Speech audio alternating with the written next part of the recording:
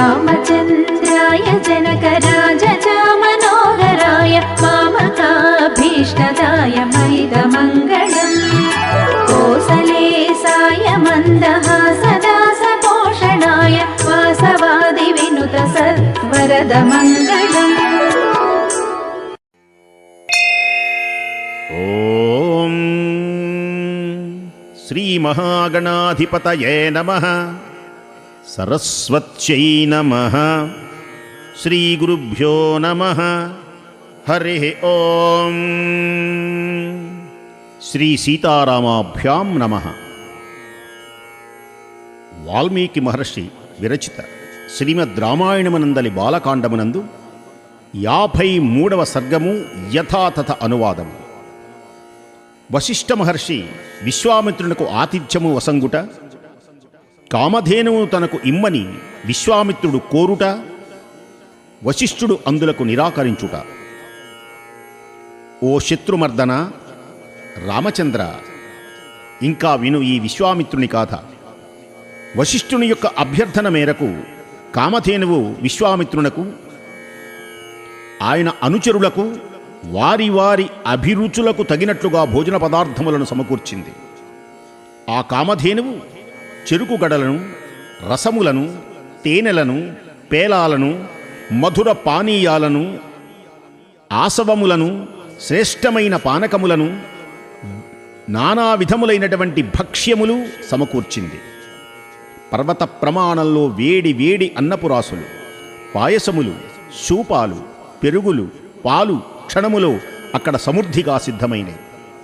నానా విధములైనటువంటి మధుర రసములు, షడ్రసముతో కూల్చినటువంటి భక్ష్య విశేషములు, పాత్రల నిండా బెల్లపు పానకముతో నిండినటువంటి పెక్కు విధములైనటువంటి తినుబండారాలు మొదలైనటువంటివన్నీ కామధేనువు మహిమతో అక్కడ ప్రత్యక్షమైనవి. ఓ రామా, వింటున్నావా? ఇంకా చెబుతాను విను.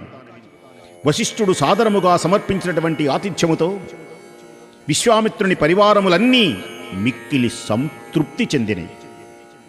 వశిష్ఠుని ఆదరాభిమానములకు, క్షణకాలములో సమకూరినటువంటి అత్యద్భుతమైనటువంటి భోజనములకు రాజర్షి అయిన విశ్వామిత్రుడు ఎంతో సంతుష్టుడైనాడు. రాజుగారి అంతఃపుర జనులు, బ్రాహ్మణులు, పురోహితులు, అమాత్యులు, మంత్రులు, భృత్యులు మొదలగు వారితో కూడినటువంటి విశ్వామిత్ర ప్రభువునకు వశిష్ఠుడు చక్కగా ఆదరించాడు. అంతటి పరమానంద భరితుడైనటువంటి విశ్వామిత్రుడు వశిష్ఠ మహర్షితో పలుకుతూ ఉన్నాడు. వాక్చతురుడవైనటువంటి ఓ బ్రహ్మర్షి, పూజ్యుడవైన నీ చేత అతిథి సత్కారములను ఆదరింపబడ్డాను. ఇక నాదొక మనవి, ఆలకింపుడు. మీకు 1,00,000 గోవులను సమర్పిస్తాను. మీ కామధేనువును నాకొసంగండి. ఓ పూజ్యుడా, ఈ కామధేనువు గోరత్నం. భూమిపైన ఉన్నటువంటి రత్నములన్నీ రాజుకే చెందుతాయి కనుక ఇది గోరత్నం. రత్నములన్నీ రాజుకే చెందుతాయి కనుక అది కూడా రాజుకే చేరాలి. అందువలన న్యాయంగా కామధేనువు నాదే కనుక దీనిని నాకు ఇచ్చివేయండి. విశ్వామిత్రుడు పలకగానే ధర్మాత్ముడు, పూజ్యుడు అయినటువంటి వశిష్ఠ మహర్షి రాజుతో పలుకుతున్నాడు. ఓ రాజా, 1,00,000 గోవులు ఇచ్చిన, అంతేకాదు 100,000,000 ధేనువులను ఇచ్చిన, అంత మాత్రమే కాదు బంగారపు రాసులు ఇచ్చిన ఈ కామధేనువుకు మాత్రం నేను ఇవ్వజాలను. దీనితో సమానమైనటువంటిది లేదు. ఇది నా నుండి వేరగటానికి, వేరు చెయ్యడానికి వీలు లేదు. ఏలయంటే మాన్యునకు కీర్తి వలె ఈ కామధేనువుతో నాకు విడదీయరానటువంటి సంబంధం ఉన్నది. నా హవ్య కవ్యములు, నా జీవన యాత్ర సర్వం ఈ కామధేనువే. ఇదియే నా ఆధారం. సాయం ప్రాతలయందు చేసేటువంటి హోమాలకు, భూతబలికి, అట్లే దర్శపూర్ణిమాసాది అగ్నికార్యములకు ఇదే మూలం. ఈ కామధేనువు యొక్క పాలు, పెరుగు, నేయి అన్నీ స్వీకరించడం వలన చిత్తశుద్ధి ఏర్పడుతుంది, ప్రాణతృప్తి కలుగుతుంది, మనోదేహములకు బలం చేకూరుతుంది. స్వాహ, వషట్ అనేటువంటి మంత్రములు దీని అధీనంలోనే ఉంటాయి. వేదశాస్త్రాది వివిధములైనటువంటి విద్యలకు ఇది పెన్నిధి. వేయేల ఓ రాజర్షి, నా సకల కార్యములకు నిస్సందేహంగా ఇదే ఆధారం. నిజంగా ఇదియే నా సర్వస్వం, ఆనందదాయిని.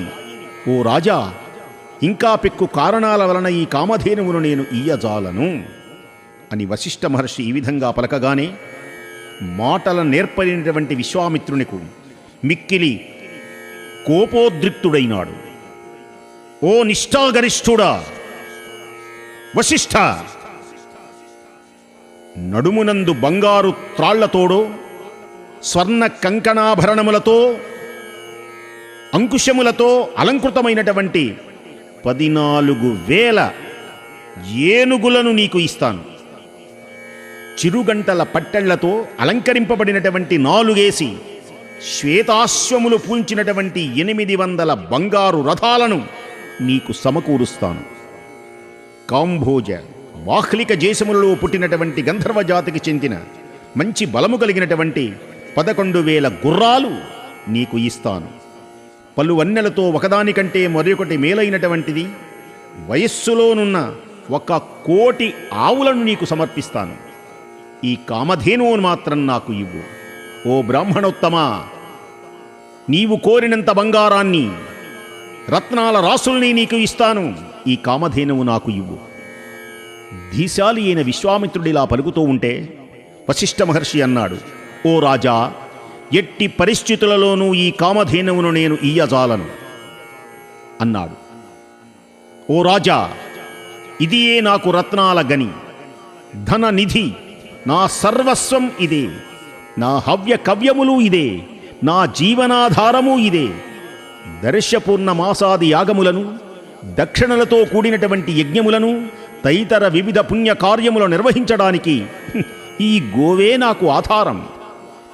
నా ఋషి జీవన సమస్త విధులను ఈ కామధేనువే జీవగర్ర. ఇక పెక్కు మాటలతో పనిలేదు. సకల మనోరథములను ఈడేర్చేటువంటి ఈ దివ్యధేనువును ఇవ్వను అని వశిష్ఠుడు పలికాడు. ఇది వాల్మీకి మహర్షి రచిత శ్రీమద్ రామాయణమునందలి బాలకాండమునందు 53వ సర్గము యథాతథ అనువాదము సమాప్తం.